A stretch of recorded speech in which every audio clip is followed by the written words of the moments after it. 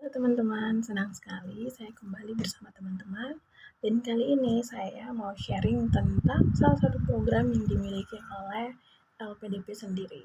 Nah, program ini yaitu program yang dinamakan dengan pengayaan bahasa, di mana program ini dikhususkan untuk beasiswa afirmasi. Tanpa berlama-lama lagi, saya akan menjelaskan apa sebenarnya PB itu, dan ini berdasarkan pengalaman saya seputar saya mengikuti program pengayaan bahasa.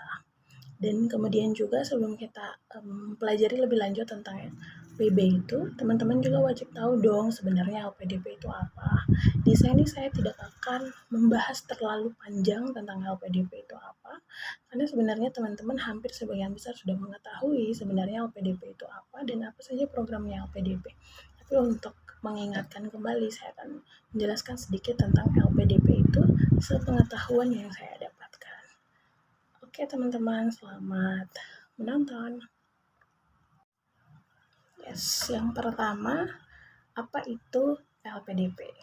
Jadi LPDP ini adalah lembaga pengelola dana pendidikan yang adalah satuan kerja non-eselon di bawah Kementerian Keuangan Republik Indonesia yang mengelola dana pendidikan sesuai dengan amanat PMK nomor 252 tahun 2010. Kemudian ditetapkan sebagai sebuah lembaga yang berbentuk badan layanan umum pada 30 Januari tahun 2012.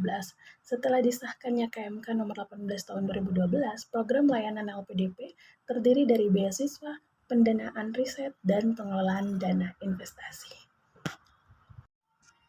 Nah, kita lanjut lagi teman-teman. Sekarang kita masuk di apa itu PB atau yang kita kenal dengan yang namanya program pengayaan bahasa. PB atau kepanjangan dari program pengayaan bahasa ini merupakan sebuah program organisasi dari LPDP untuk mengimprove atau menaikkan kemampuan dan skill berbahasa Inggris dari seseorang yang merupakan awarded dari LPDP itu sendiri. Next, untuk siapa program PB ini diadakan? Jadi PB ini diadakan untuk teman-teman daerah afirmasi yang ingin melanjutkan sekolah ke jenjang magister atau S2. Namun karena terkendala di bahasa Inggris, asal teman-teman sejak ada kesempatan yang terbuka yang diberikan oleh LPDP kepada kita secara khusus di daerah afirmasi, kita diberikan kesempatan untuk mengikuti seleksi beasiswa tanpa harus memiliki terlebih dahulu yang dibilang skor TOEFL ataupun IELTS. Nah, ini adalah kesempatan yang menurut saya cukup besar dan juga buat teman-teman untuk memperoleh kesempatan mengecam pendidikan, tentunya yang telah diberikan oleh pemerintah secara gratis. Seperti itu ya teman-teman. Kemudian berapa lama sih program yang dilakukan oleh LPDP untuk program PB ini sendiri? Jadi program TOEFL, ITP atau IBT, kemudian IELTS ini kemudian akan menolong teman-teman untuk mencapai kampus tujuan teman-teman, entah di dalam ataupun di luar negeri ya. Kalau pengalaman saya mengambil S2 di negeri, maka saya memilih untuk mengikuti program yang namanya TOEFL ITP. Namun di beberapa kampus juga sebagai contoh Unpad, mereka menggunakan TOEFL IBT. Untuk program keluar juga rata-rata ada juga yang menggunakan program IELTS. Beberapa skor rata-rata tujuan kampus itu juga pun tergantung dari kampus tujuan teman-teman, apa yang dipilih. Nah, contohnya kalau misalnya saya ngambil ke UGM nih, maka TOEFL ITP saya itu harus 400, ada juga yang sampai 475. Nah, itu tergantung lagi ya dari masing-masing jurusan dan juga program studi yang teman-teman tuju. Nah, untuk mengetahui program-program tersebut atau skor TOEFL maupun IELTS, maka teman-teman perlu nih untuk mengakses persyaratan apa saja dari kampus tujuan yang akan teman-teman tuju gitu. Jadi saya masih membahas lagi juga ya terkait dengan durasi PB. Jadi durasi waktu yang diberikan adalah 6 bulan. Namun ada juga yang 3 bulan. Mengapa berbeda? Karena jika dilihat lagi dari durasi, maka yang membedakan di sini adalah teman-teman dengan kemampuan Inggris juga atau scores atau sertifikat yang sudah pernah teman-teman dapatkan.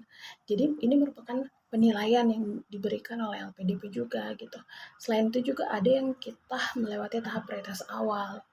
Terus di situ teman-teman bisa dinilai nih kemampuan bahasa Inggrisnya sampai mana.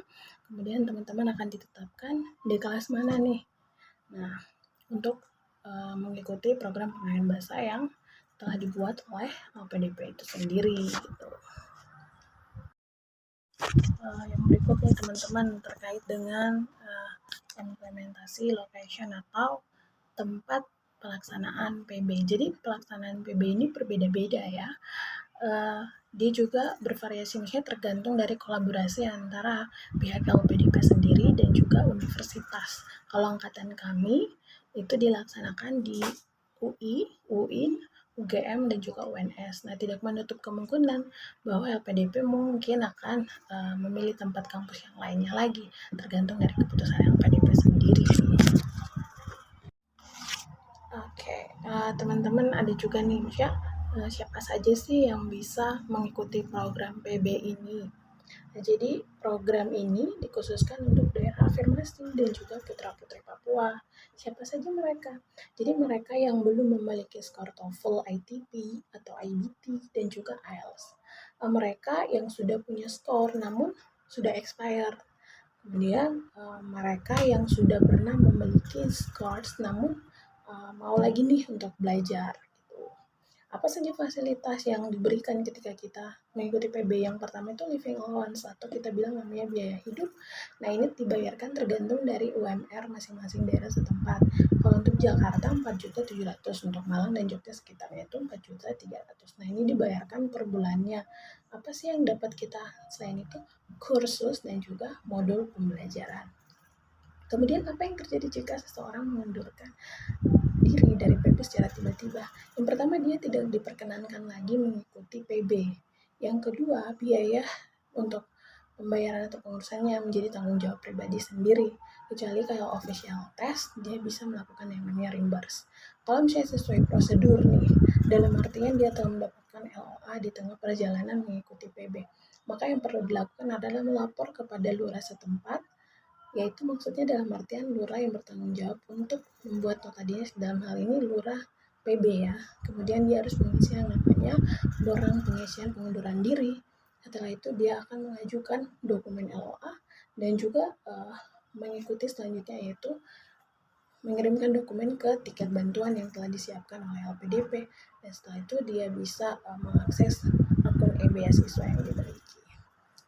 Kemudian tujuan akhir dari kita mengikuti PB ini ya tentunya kita harus mendapatkan yang namanya skor ataupun sertifikat IELTS dan juga TOEFL, yang mana menjadi persyaratan juga dari LPDP yang harus dipenuhi. Gitu ya teman-teman. Oke teman-teman, mungkin cukup yang bisa saya sharing tentang apa sih sebenarnya PB itu dan mengapa sih PB itu bermanfaat sekali, terutama untuk kita dari daerah beasiswa afirmasi. Karena sebenarnya kita dipermudah banget gitu sampai kita bisa masuk ke beasiswa LPDP sendiri. Selain itu juga kita diberikan kesempatan untuk mengimprovisasi bahasa Inggris yang kita punya. So, saya mau bilang teman-teman tetap semangat yang lagi berjuang untuk mendapatkan beasiswa LPDP. Tetap semangat, jangan patah semangat, terus mencoba. Kalau kalian pengen dapetin informasi lebih lagi, kalian bisa komen di channel ini dan saya akan membagikan lagi pengalaman-pengalaman saya terkait dengan mendapatkan beasiswa LPDP. Selagi saya bisa, mari kita belajar sama-sama. Thank you teman-teman. See you.